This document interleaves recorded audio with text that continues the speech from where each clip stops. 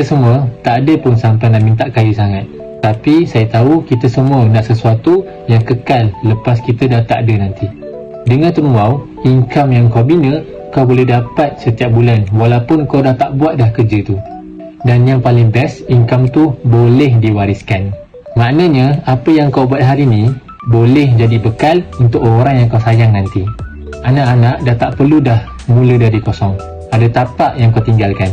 Bisnes ni bukan sekadar untuk hidup yang kau sekarang, tapi untuk masa depan keluarga kau nanti. Ada satu cara macam mana kita boleh buat income pasif 5 angka setiap bulan. Kita still dapat income tu walaupun kita dah tak buat. Siap boleh diwariskan lagi. Menarik kan? Korang boleh join webinar malam ni pukul 9 malam. Percuma je, tak ada kena bayar apa-apa. Disebabkan percuma, tempat sangatlah terhad. Siapa cepat, dia dapat.